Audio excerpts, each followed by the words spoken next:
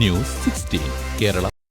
മീൻപിടുത്ത ബോട്ടുകളിൽ കടൽ കടന്ന ശ്രീലങ്കൻ അഭയാർത്ഥികൾ കേരളത്തിലേക്ക് ഒഴുകുന്നു. ലക്ഷ്യം കാനഡയിലേക്കും ഓസ്ട്രേലിയയിലേക്കും അനധികൃതമായി കടക്കൽ.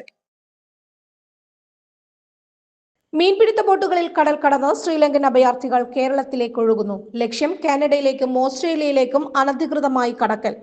പൊഴിയൂർ മുതൽ കാസർഗോഡ് കുമ്പള വരെ 595 കിലോമീറ്റർ തീരമുള്ള കേരളത്തിന് വലിയ ഭീഷണി.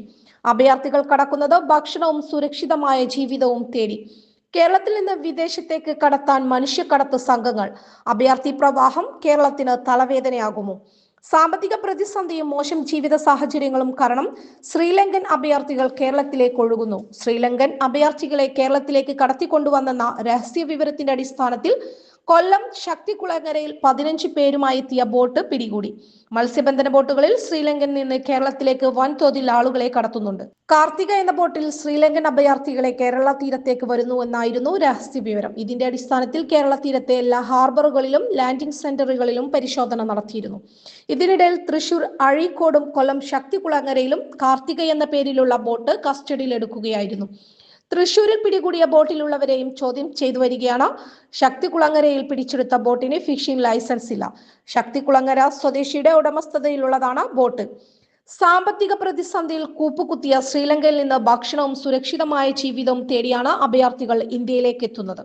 രഹസ്യാന്വേഷണ മുന്നറിയിപ്പിനെ തുടർന്ന് വിഴിഞ്ഞമടക്കമുള്ള തീരമേഖലകളിൽ ജാഗ്രതയുണ്ട്. തീരദേശ പോലീസും തീരസംരക്ഷണ സേനയും നാവികസേനയും പെട്രോളിംഗ് ഊർജിതമാക്കിയിട്ടുണ്ട്.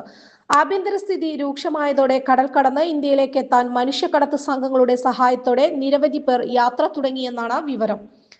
തമിഴ്നാട്ടിലെ രാമേശ്വരത്തേക്ക് എത്തുകയാണ് ലങ്കക്കാർ. എളുപ്പമാണെങ്കിലും ശ്രീലങ്കൻ അഭയാർത്ഥികൾ ബോട്ടുകളിലെത്തി വിഴിഞ്ഞത്തേക്ക് നീന്തിക്കയറിയ നിരവധി സംഭവങ്ങൾ മുമ്പുണ്ടായിട്ടുണ്ട്. വലിയ ബോട്ടുകളിൽ നിന്ന് ആളുകളെ ചെറുവെള്ളങ്ങളിൽ കരയിലെത്തിക്കാനും തലസ്ഥാനത്ത് സംഘങ്ങളുണ്ട്. ഈ സാഹചര്യത്തിലാണ് സംയുക്ത പരിശോധനകൾ ഊർജിതമാക്കിയത്. തിരുവനന്തപുരത്ത് നിന്ന് ശ്രീലങ്കയിലേക്ക് 380.19 കിലോമീറ്റർ ദൂരമേയുള്ളൂ. ഓസ്ട്രേലിയയിലേക്കും മറ്റ് മനുഷ്യക്കടത്ത് നടത്തുന്ന സംഘങ്ങൾ നേരത്തെ ശ്രീലങ്കക്കാരെ ബോട്ടുകളിൽ വിഴിഞ്ഞം തീരത്ത് എത്തിച്ചിരുന്നു. കടൽ മാർഗം കാനഡയിലേക്ക് കടക്കാൻ തമിഴ്നാട്ടിൽ നിന്നെത്തിയ ശ്രീലങ്കൻ അഭയാർത്ഥികളെ 2022 സെപ്റ്റംബറിൽ സിറ്റി പോലീസ് കൊല്ലം തീരത്ത് വെച്ച് പിടികൂടിയിട്ടുണ്ട്.